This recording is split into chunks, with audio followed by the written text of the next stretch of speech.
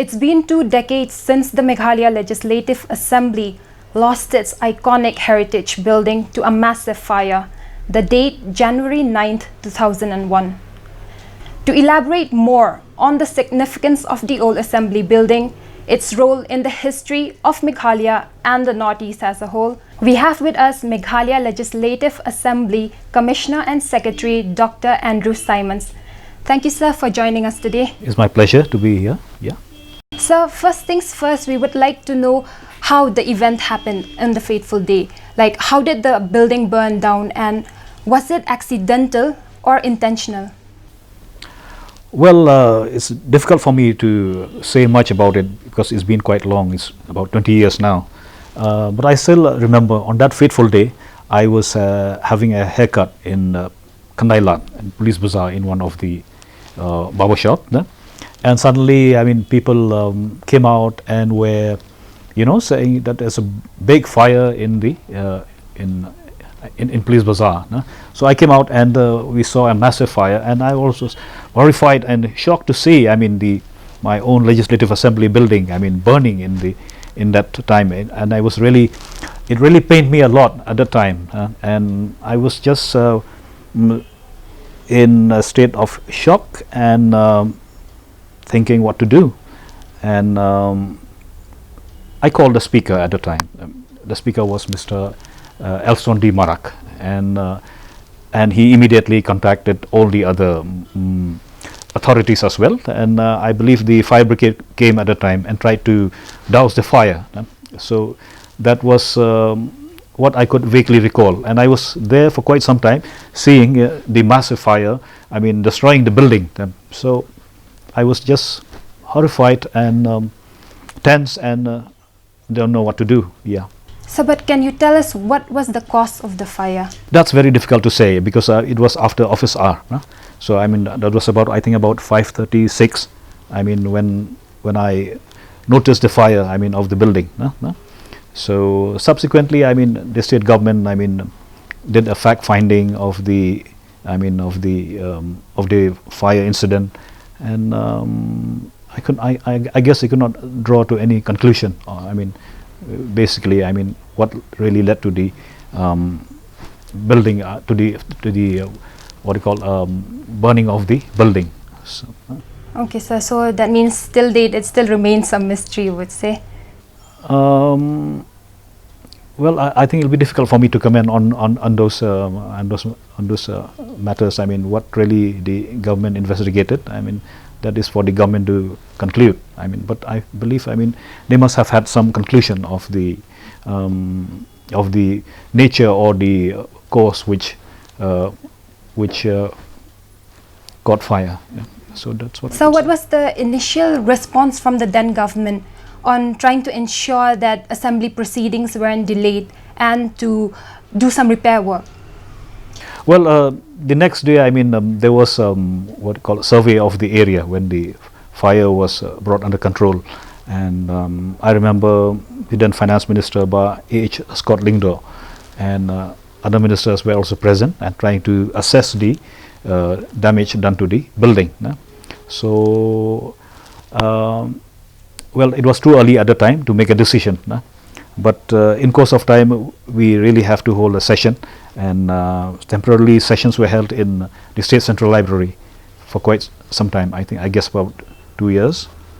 Then subsequently, we shifted to the Arts and Culture building. So then, through your memories, can you help us visualize what the old Assembly building looked like, and if any parts of the old building still remains?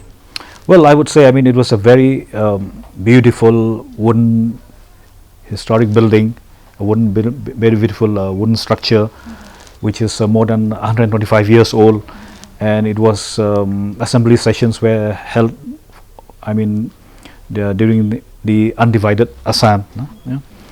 And though it's comparatively small, I mean, compared to other assembly buildings in other parts of the country, but it was a marvelous and fantastic building, and you really have a deep attachment to its beauty. And assembly sessions, of course, I mean, there was a very lively sessions, and we had great stalwart leaders who were, very experienced in different fields. So we have a deep emotional attachment with the building. Yeah, and I guess even all the great leaders who were part of the house, have very fond memories of the times that they spent in the assembly building. Yes. So, any part of the building that still remains, like that survived the fire? Yes, of course. The present chamber of the Honorable Speaker. That was once the opposition party room. Yeah, and then we have the room of the Deputy Speaker. The Deputy Speaker was a committee room. Okay, and then those are the parts which were fortunately not. The fire would not touch them. And then we have the lawns here, and the lawns are really very beautiful. At one time, it used to be the place where we have tea after the governor's address, and all the MLAs will assemble, and we have very fond memories of the lawns.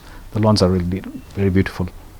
Sir, and speaking of history, sir, can you share a little bit about the history of the iconic structure we lost?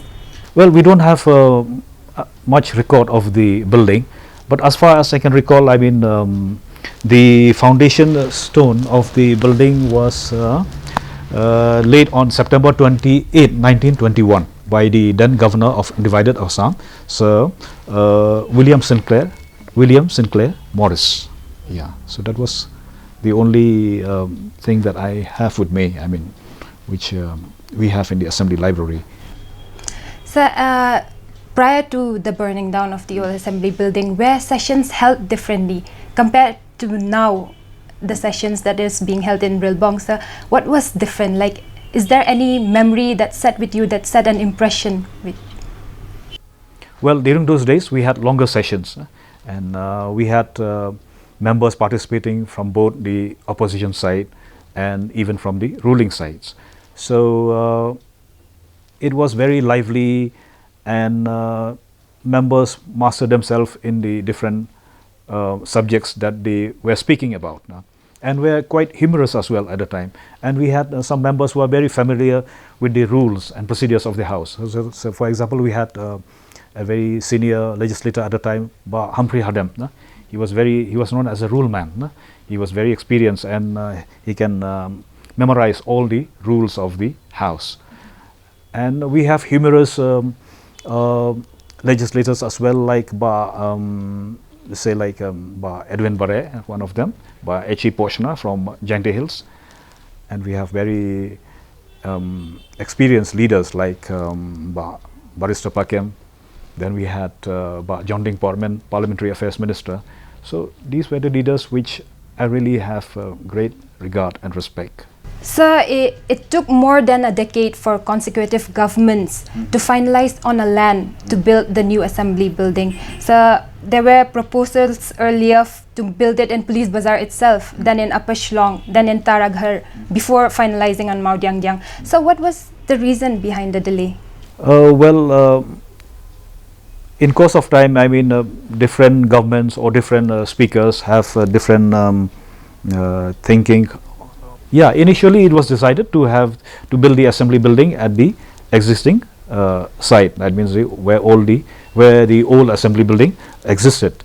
Then after a few years, it was felt that we better shift to more spacious place. So it was decided to have it in Mao Diangyang. But after a few years, it was felt that Mao Diangyang is not really safe. For legislators, and also we have the problem of traffic. So it was decided to shift to Upper Shillong. Then in opposition, in Upper Shillong, also the government was not able to go for the construction because there was opposition from some of the NGOs. Then the government decided to shift to Taraghar complex near Watts Lake, and even there, the government was not able to go ahead with the construction because there was opposition from environmentalists and some NGOs. And finally, the government decided to go back to Mao Diangyang, and so now we are finally building the going ahead with the construction in Mount Yangdian. So now that construction is underway, the construction began, of course, in 2019. So, sir, since you've been a part of the high-level committee in building the new assembly building, sir, can you share with us the blueprint of the new assembly building a bit? Well, it's a massive building, and where the government and the speaker are trying to incorporate all the facilities which other assembly in other parts of India have. And we are also looking in the long term where we may feel the need to have more members. So the chamber is quite big, compared to the old chamber. And the government is contemplating to complete the building within this term. So we look forward, to complete the building approximately by 2022. Yeah. So our Honorable Speaker Medba Lingdo, sir, in an interview last month revealed that almost 50% of civil work in the construction of the new assembly building is completed. Sir, can you tell us or update us regarding the current status? Well, current status, we just had a meeting in December 2020, last year, and we were analyzing the progress of the work. So the progress is quite good, and we look forward to move more ahead in the months to come. And government is also, taking active interest in speeding up the progress, and all departments involved in the construction of the building were also present in the meeting held in the month of December, and subsequently we'll be having a meeting every now and then, and evaluate the progress of the work from time to time. Yeah. So I think a lot of our viewers are also concerned about whether there is a financial strain in building a new assembly building. Well, as far as my knowledge goes, I think the government is trying its level best. Keeping in the construction of the new assembly building is priority, and I do hope that it should be able to find ways and means for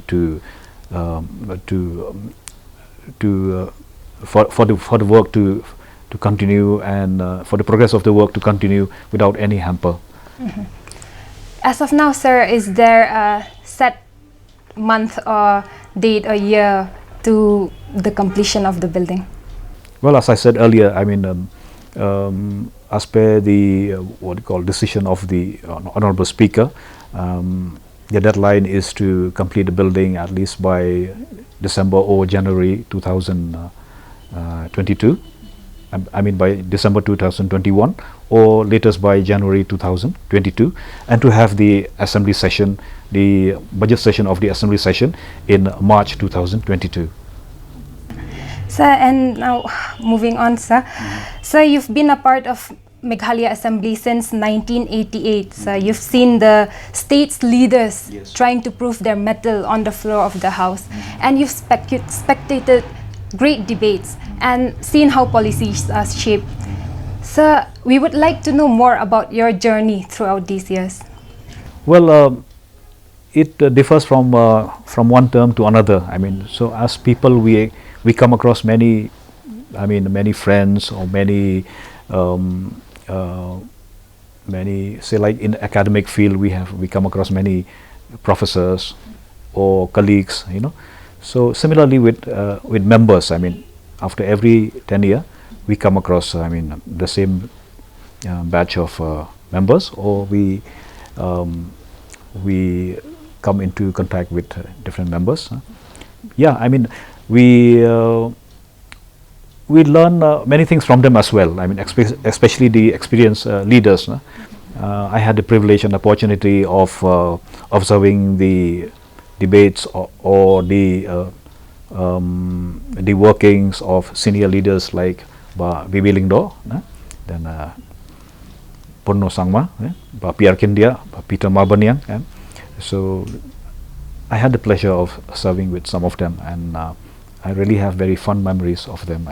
And I also learned a lot from them. So then, from your memory, or say from any debate that you witnessed that really kept an impact with you, sir? Well, I would say, I mean, it's very difficult to say, I mean, which, but debates, I mean, are really a very, you know, I mean, which really interests you. I mean, that remains in your mind always.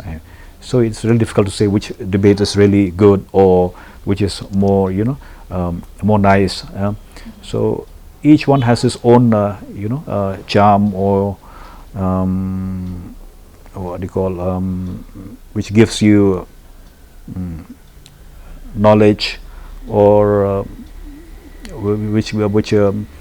which you learn. I mean, there's no end to learning, I would say. And so I mean, when you sit there and listen to them as well, I mean, they come up with many ideas or many information or many thinking, which so I mean, you learn a lot from them as well. And when you sit and listen to them, I mean, you know about many things about the states, about what is happening in one part of the country and what is happening, and also you learn, I mean, through many incidents of what's of how political parties function and how government about the formation of different governments and fall of government, you know, disqualification of MLAs. So those are the things, I mean, which really interest you, and you'd also develop a passion to learn more about something. When you are given a responsibility, you'd like to, you know, dwell on that area so that you satisfy your say, like we have the speaker here, so we have to work for the which will really be of information or informative to the speaker, you know. So you mentioned earlier that there were a lot of humorous leaders in sessions, especially in debates. Like there was always a bit of fun in that deal. So can you tell us more about that?